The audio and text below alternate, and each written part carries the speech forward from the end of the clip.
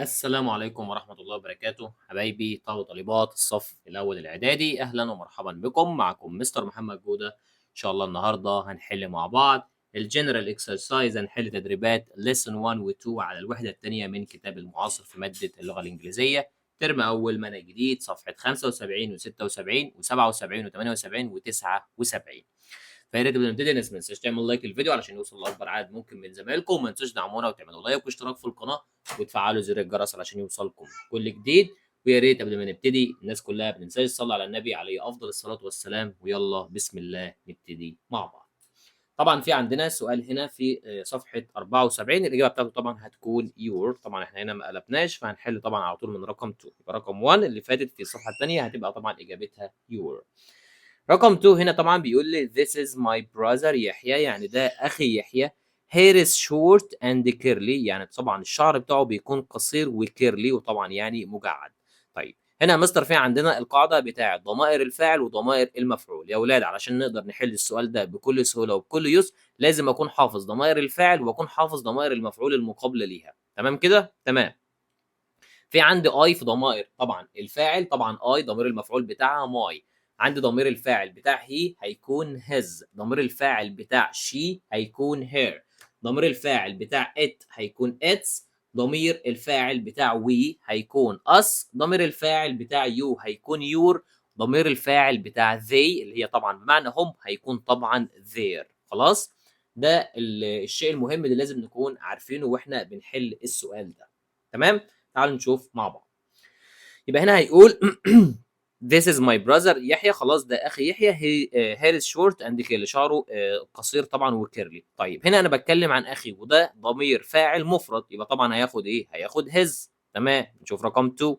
هنا بيقول I could ask أنا أستطيع أن أسأل من parents والداي for some money لأجل بعض الفلوس for the cinema لأجل السينما. طيب هنا أنا هاسأل مين؟ هاسأل والداي يبقى أنا اللي باتكلم يبقى I هتساوي إيه؟ طبعًا I هتساوي my يبقى هتعود عليّا أنا اللي باتكلم يبقى I لو عايز أحولها لضمير مفعول هتتحول لmy. هنا بيقول this is our cat دي القطة بتاعتنا name is فلوفي هي اسمها فلوفي. طيب هنا ضمير مفعول it اللي هي غير العاقل. ضمير المفعول بتاعها يا مستر ضمير المفعول بتاعها its. لو أنا حفظت ضمائر المفعول الموضوع هيكون سهل وبسيط جدًا ومش هالاقي أي صعوبة في الأسئلة دي. رقم 5 بيقول my aunt سلوى عمتي سلوى and ومين kids واولادها were happy يعني كانوا سعداء. طيب هنا هو طالب مني ضمير مفعول على انت سلوى. انت سلوى يبقى هتساوي مين؟ هتساوي she. طيب she بتاخد ضمير مفعول ايه؟ بتاخد طبعا her. نمبر 6 the party الحفلة was at كانت في إيه grandma house منزل جدتي. طبعًا هنا أنا هاتكلم هنا عن المنزل. تمام يبقى هنا هتاخد إيه؟ هتاخد طبعًا his grandma house يعني الحفلة كانت في طبعًا بيت أو في منزل جدتها. رقم 7 بيقول نقط city مدينة is very busy المدينة بتكون مشغولة there is too much traffic يعني في دوشة أو فيها مواصلات كتير. يبقى هنا لما أجي أتكلم عن المدينة طبعًا المدينة هتاخد كلمة our يبقى هاقول مدينتنا بتكون مزدحمة طبعًا بتكون فيها مواصلات كتير.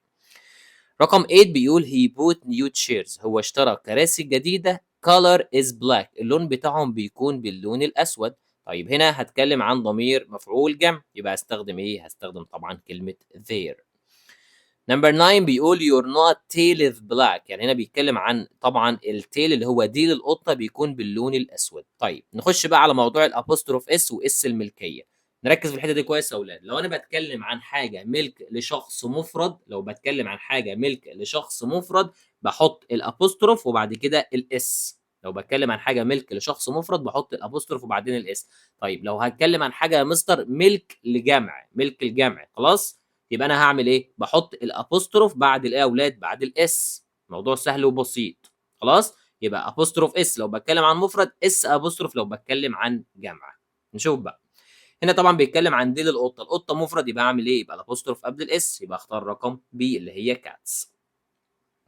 رقم 10 بيقول مس منى is بتكون إيه؟ طبعًا هنا عايز يقول إن مس منى بتكون مامة سارة. طيب أعملها إزاي أو أختار أنهي واحدة؟ طبعًا مس منى دي مفرد يبقى أحط الapostrophe s قبلها يبقى طبعًا هاختار رقم C اللي بتقول mother's سارah's mother يعني هي والدة سارة. رقم 11 بيقول which of أي إيه relatives الأقارب is a teachers هم أو هو مدرس. هنا برضو نفس الكلام apostrophe اس الملكية، يبقى طبعا هنا هختار رقم B هتبقى ملك's relatives، يعني بقول لك أقارب مين، فأقارب ملك هم طبعا اللي شغالين مدرسين. رقم 12 بيقول my not names أساميهم are حاتم and فادي، يعني عايز يقول إن أصحابه أساميهم حاتم وفادي. طيب نرجع للحتة اللي قلناها من شوية friends أصدقاء ده جمع، يبقى هعمل إيه؟ برافو، هنحط الأبوستروف طبعا بعد الإس. رقم 13 بيقول نقط أنت عمتها had 3 daughters لديها 3 بنات. طيب نفس الكلام عندي هنا طبعا كلمة ليلى بنت، يبقى مفرد، يبقى هعمل إيه؟ هحط طبعا الأبوستروف قبل الإس. Number 14 this is my يعني دي ايه المدرسة بتاعتي they are proud of it، عايز يقول ان دي مدرسة اولاد عمي هم فخورين بيها. طيب ولاد عمي دول جمع، يبقى هعمل ايه يا مستر؟ احط الابوستروف بعد الاس، يبقى اختار رقم سي. Number 15 بيقول whose bag is this يعني دي حقيبة مين؟ اتس، فقال انها ايه؟ طبعا نفس الكلام عندي هنا طبعا مفرد، يبقى احط ابوستروف اس، يبقى طبعا اختار رقم سي اللي هي طبعا عماد، يعني بيسأل ده حقيبة مين، فهو قال له طبعا عماد. نقلب ونكمل حل الاسئله. بعد كده عندي رقم 2 هنا طبعا complete the sentence، هنكمل الجمل اللي عندنا. هنا بيقول لي write soon يعني اكتب قريبا and tell me about واخبرني عن نقط you family عيلتك. طيب هنا نفس الكلام عندي كلمة you هتتحول لضمير مفعول، يبقى ازود لها ار، فطبعا تبقى your family يعني عن العائلة.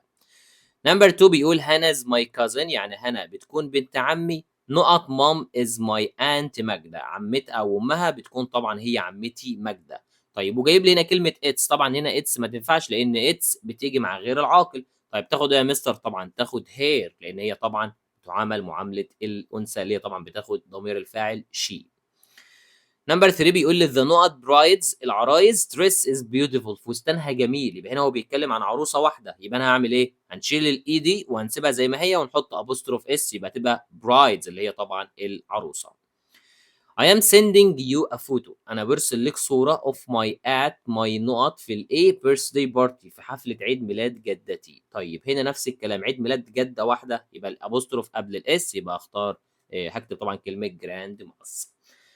نمبر 5 بيقول I look like أنا أشبه إيه جراند ما جدتي، هنا بتكلم عن جدتي أنا، يبقى أنا هقول إيه؟ طبعا I هتتحول لماي، يبقى أقول I look like my grandma يعني أنا أشبه جدتي. بعد كده نمبر 6 بيقول لي this is my sister نور دي أختي نور، نقط eyes are brown عايز يقول إن عيونها لونها بني. طيب نفس الكلام بتكلم عن أختي ومفردة، يبقى تاخد إيه بدل his؟ تاخد طبعا here اللي بتيجي مع طبعا الإناث.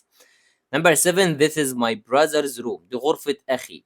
it's clean and tidy هي بتكون نظيفة ومرتبة. طيب هنا ما ينفعش أقول it's برضو نفس الكلام لأنها غير عاقل، طبعا أحط it العادية ونحط طبعا الأبوستروف اس الملكية. رقم 8 بيقول I love أنا أحب إيه سكول المدرسة. I have many friends there أنا لدي أصدقاء كثر هناك. نفس الكلام كلمة me هتتحول برضو لماي لأن أنا بتكلم عن مدرستي أنا. نمبر 9 I visited my cousins أنا زرت ولاد عمي. house is big with a garden يعني بيقول إن المنزل بتاعهم كبير وفيه حديقة. طيب هنا أنا بتكلم عن منزلهم جمع أهو، يبقى هعمل إيه في they؟ أحولها لضمير مفعول، وتحويل زي لضمير مفعول هتبقى there. هنا بيقول داليا جراند ما جدة داليا is good at cooking جيدة في الطبخ. طيب هنا برضو داليا مفرد، يبقى هنعمل إيه؟ هنحط أبوستروف اس قبل مع كلمة داليا.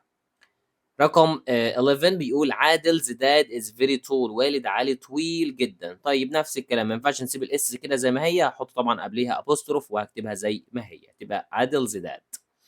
نمبر 12 بيقول my نقط brother اخي friend صديق اخي is an engineer هو شغال مهندس. طيب نفس الكلام اخي مفرد، يبقى احط طبعا ابوستروف اس يبقى my brothers.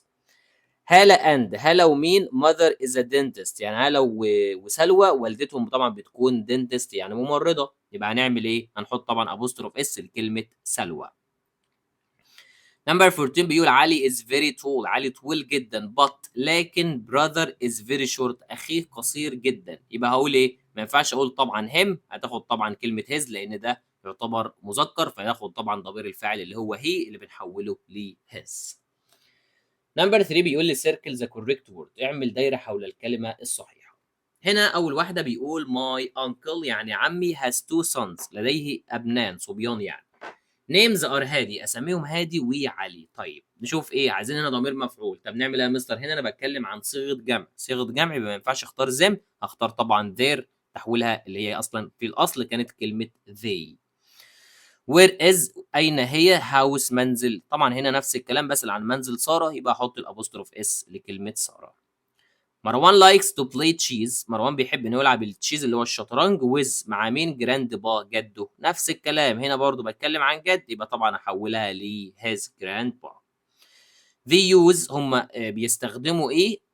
sleeves wool to make heavy clothes، لكي طبعا sheep's wool اللي هو طبعا فرو الخروف، لكي يصنعوا منه ملابس ثقيله.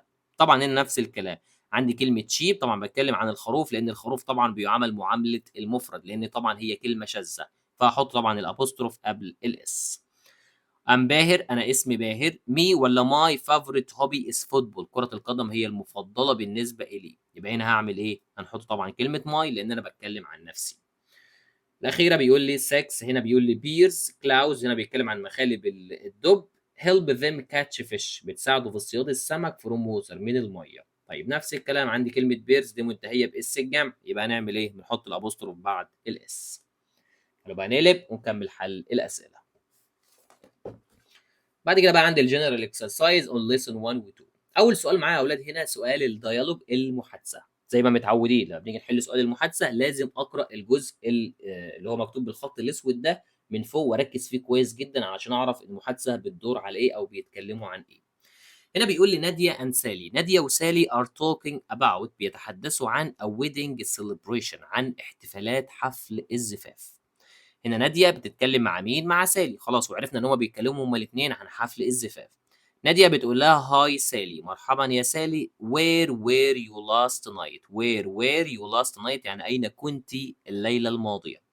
ما نعرفش سالي قالت لها ايه، تعالوا نشوف اللي بعدها. فقالت لها a wedding party يعني حفلة زفاف. whose wedding was it، مين اللي كان بيتزوج. طبعا هنا يبقى هي اكيد قالت لها انا كنت في حفلة زفاف بالامس، يبقى هتقولها ازاي؟ هتقوم قايله انا كنت at wedding party، at wedding party يعني انا كنت في حفلة الزفاف. طبعا هي بعد كده سالتها قالت لها حفلة زفاف مين، فهي ما نعرفش هي قالت لها مين، ما نعرفش مين اللي بيتجوز. نكمل بنقول قالت لها طبعا she wore، هي ارتدت an amazing wedding dress يعني فستان جميل ورائع، فستان طبعا حفل زفاف رائع. فهي قالت لها congratulations يعني تهانينا to your cousin، لابن عمك او لبنت عمك. يبقى هنا طبعا هي كانت في حفل مين او مين اللي كان بيتزوج؟ طبعا بنت عمها. يبقى هتقول ايه؟ it was my cousins، it was my cousins. بعد كده نادية سألتها سؤال فهي قالت لها the groom العريس wore ارتدى a traditional جلابية، جلابية تقليدية which was white كانت باللون الأبيض. يبقى طبعا هي هنا سألتها العريس كان بيرتدي ايه او بيلبس ايه. يبقى هتقول لها what did the groom wear، what did the groom wear يعني ماذا ارتدى العريس. بعد كده نادية بتقول لها how was the wedding service يعني كيف كانت الإعدادات أو تجهيزات الحفل. فطبعا ممكن تقول لها إن هي كانت جيدة أو كانت رائعة، ممكن نكتب اللي يعجبنا. طبعا ممكن نقول it was good كانت جيدة، ممكن نقول it was amazing كانت مذهلة، it was fantastic كانت رائعة، في حاجات كتيرة ممكن نكتبها. بعد كده نادية سألتها سؤال فهي قالت لها after the singing the contract يعني بعد ما هم كتبوا الكتاب أو كتبوا العقد it was time ده كان وقت for food للطعام and some fun وبعضا من المرح. يبقى هنا هي سألتها قالت لها إيه الوقت أنتوا يعني أكلتوا إمتى في الزفاف ده. يبقى هتقول لها إيه؟ هتقول لها when was the time for food، when was the time for food يعني متى كان موعد الطعام. بعد كده عندنا رقم 2 بقى سؤال القطعة. هنا جايب لي قطعة على شكل ايميل من طبعا جايب لي كلمة فروم ملك، ايميل من ملك بتكلم فيها تمارا وبتقول لها عن some family photos عن بعض صور العائلة. في بداية الايميل تمارا بتقول لها هاي تمارا، البنت بتقول لها ملك بتقول لها هاي تمارا مرحبا يا تمارا. هاو ار يو كيف حالك. بتقول لها بعد كده I am sending you a photo أنا أرسلت لك صورة for me at my grandma birthday party يعني بتقول أنا بعت لك صورة من منزل جدتي في حفلة عيد الميلاد last week الأسبوع الماضي. The party الحفلة was at my grandparents house، الحفلة كانت في منزل أجدادي and our whole family وكل العائلة was there يعني كانوا هناك. يبقى كلمة there بمعنى هناك. We all had a lot of fun احنا كلنا حصلنا على الكثير من المرح together يعني معا. The party الحفلة showed me يعني ورتني that sending message طبعا ان احنا ارسلنا رسائل to your friend للاصدقاء and family والعائلة is fine انك طبعا تكلم او بتظهر الحفلات ميزتها ان هي بتوريك الاصدقاء وبتوريك العائلة ودي بتكون حاجة كويسة. بتقول لها but it's not as good as spending time with them لكنها بتكون مش جيدة كفاية لان احنا مش بنلحق نقضي وقت معاهم. بتقول بعد كده you can love ممكن تضحك with them طبعا معهم hug وبتحتضنهم and look in their eyes وبتنظر في أعينهم and really listen to them وحقا بتستمع لهم. بعد كده بتقول لها do you have time بتقول لها هل لديك وقت to meet up with me انك تقابليني one afternoon next week تقابليني مثلا afternoon بعد الظهر الاسبوع القادم maybe on the weekend بتقول لها ربما في الاجازه we could go to the shopping mall ممكن احنا نذهب للتسوق. بتقول لها there is a shop يوجد محل there that has some beautiful clothes لديه ملابس جميله in its windows في شبابيك المحل. I could ask my parents أنا استطعت أن أطلب من والدي for some money بعضا من الأموال for the cinema للسينما or to go to restaurant أو إن أنا أذهب للمطعم. My dad friend صديق والدي علي opened a new restaurant صديق علي والدي علي فتح مطعم جديد last month الشهر الماضي and it looks وطبعا هو المطعم بيبدو great يعني رائع. What do you think ماذا تعتقد أو أنت رأيك إيه؟ بعدين قالت لها في نهاية الإيميل write soon اكتبي لي قريبا and tell me وأخبريني about your family عن عيلتك love مع كل الحب صديقتك ملك. تعالوا بقى نقلب ونشوف الأسئلة بتاعة القطعة بتقول إيه. أول سؤال هنا في أسئلة الاختياري بيقول لي what is the type يعني إيه هو نوع of the text القطعة اللي قدامنا دي القطعة بتاعتنا دي شبيهة لإيه؟ طبعا القطعة اللي معانا دي شبيهة للإيميل اللي هو الإيميلات اللي إحنا بنكتبها.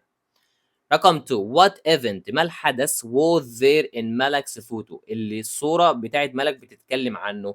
طبعا هنا بيقول لي نقط بارتي حفلة طبعا الصورة كانت من حفلة birthday يعني حفلة عيد ميلاد.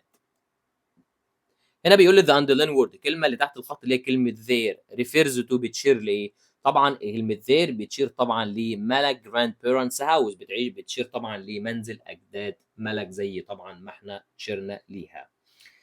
بعد كده أسئلة الأنسر أول واحدة بيقول لي هنا give a citable title يعني أعطي عنوان مناسب to the passage للقطعة. طبعا القطعة هنا بتتكلم عن صورة للعائلة لأن هي في البداية لما هي كتبت السبجكت أو العنوان قالت طبعا a family photo يعني صورة عائلية. رقم 5 what does the underline pronoun them كلمة them refers to بتشير لمين في القطعة. طبعا كلمة them طبعا ده ضمير مفعول هنا بيشير طبعا ل friends and family طبعا هنا بيقصد بهم الأصدقاء وطبعا والعائلة. نمبر 6 بيقول when did علي open his restaurant يعني متى فتح علي مطعمه. طبعا هي قالت في القطعة ان هو فتح المطعم last month يعني الشهر الماضي. بعد كده أسئلة اللي تشوز أول سؤال بيقول which of her يعني هنا بيسأل عن مين is the doctor طبعا بيكونوا دكاترة فهي قالت لها her uncle يعني عمها. طبعا هنا بيسأل عن مين في قرايبها شغال دكتور فهي قالت عمها يبقى طبعا هستخدم كلمة relatives بمعنى أقارب. We made a big party احنا عملنا حفلة كبيرة to لكي ايه my brother's birthday عيد ميلاد اخي. طبعا اكيد لكي نحتفل يبقى celebrate my birthday my brother birthday لكي نحتفل بعيد ميلاد اخي. These are يعني هؤلاء ايه books كتب مين she bought them yesterday هي اشترتهم بالامس. طبعا هنا هو بيتكلم عن كتب منى. طيب منى دي يا مستر مفرد ولا جمع؟ مفرد يبقى نعمل ايه؟ نحط الابوستروف قبل الاس يبقى نختار رقم بي. she wears هي بترتدي ايه on her arm في دراعها. طبعا البنات بترتدي طبعا البراسلت اللي هي طبعا الاسوره اللي بتتلبس طبعا في اليد. نمبر 5 بيقول لي the نقط is wearing بيرتدي a beautiful wedding dress بترتدي فستان ابيض وشكله جميل. طبعا اللي بترتدي فستان ابيض وجميل في حفل الزفاف مين؟ اكيد طبعا هي البرايد اللي هي العروسه. The mechanics اللي هو الميكانيكي close بيغلق الورك شوب المحلات بتاعته at 10 p.m. الساعة العاشرة مساء. طيب هنا برضو ضمير مفعول وأنا بتكلم عن صيغة الجمع يبقى طبعا هنا هستخدم كلمة their اللي طبعا أصلها كان في الأصل هي كلمة they بمعنى هم.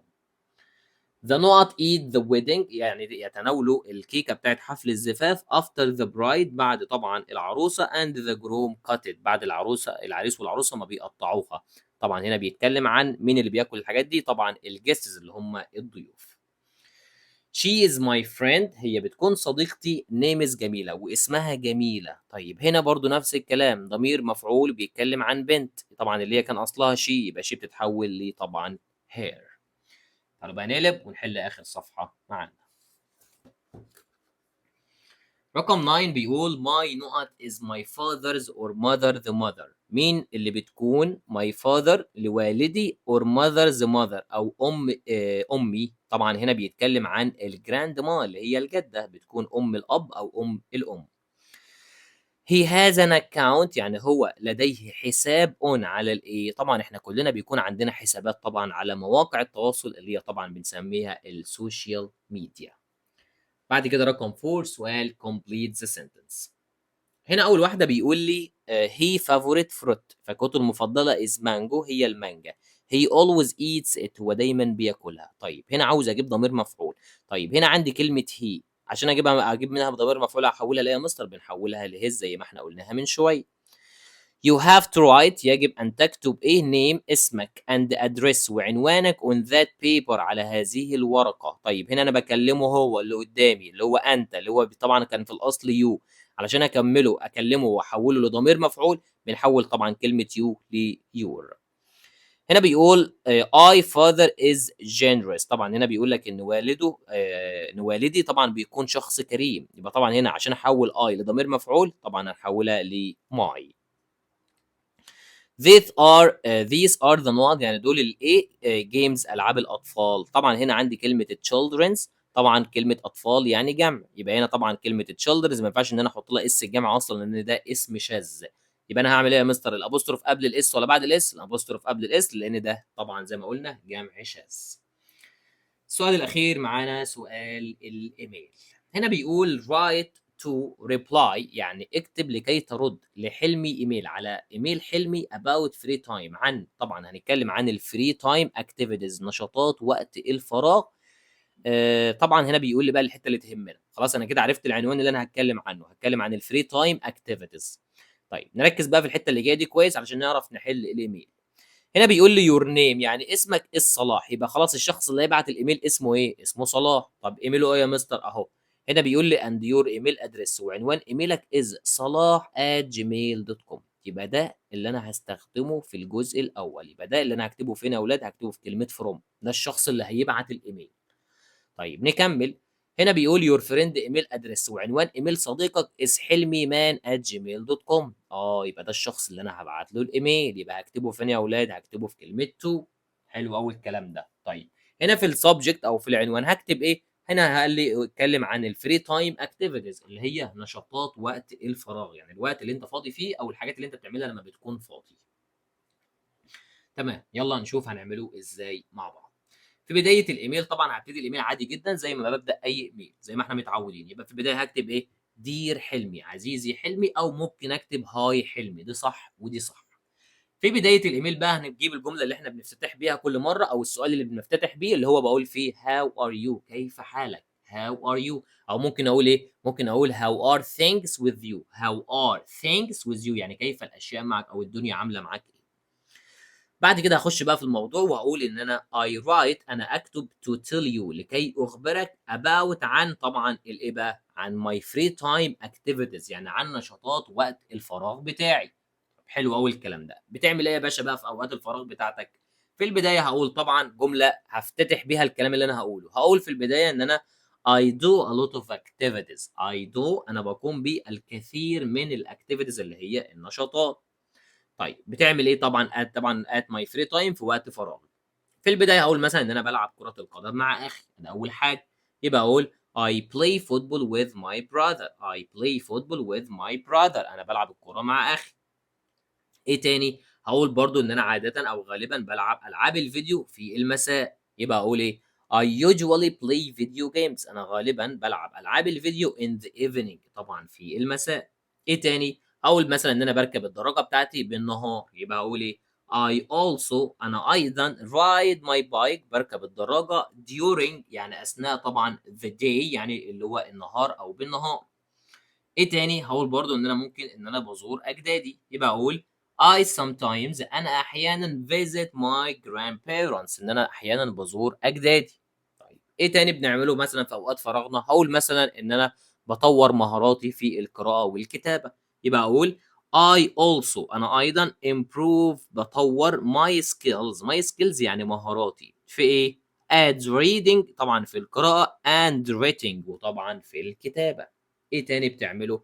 هاقول مثلًا إن أنا باتطوّع مثلًا لتنضيف الشوارع بتاعتنا، يبقى أقول I volunteer أنا باتطوّع to clean لكي أنظّف our streets الشوارع بتاعتنا، وفي النهاية هاقول مثلًا إن أنا باتفرّج برضه على مباريات كرة القدم، يبقى أقول I also أنا أيضًا watch the football match طبعًا باشاهد مباريات كرة القدم. وفي نهاية الإيميل طبعًا هاسأله هو بقى أكلّمه عن نَفْسه، أقول له احكِ لي بقى، هاقول له what about you يعني ماذا عنك أنت كمان بتعمل إيه في أوقات الفراغ. طبعًا الإيميل ده سهل جدًا يا أولاد، وإحنا ممكن نكتب بدل الجملة 100 جملة، يعني ممكن نزوّد عن ده سطرين صفحتين 3 ما فيش عندنا مشكلة. هو قال لي اتكلم عن وقت فراغ، احكِ بقى اللي أنت عاوزه. خلاص؟ نهيناه طبعًا بwhat about you وفي نهاية الإيميل هاكتب طبعًا كلمة yours وطبعًا اسم صلاح الشخص طبعًا اللي بيبعت الإيميل.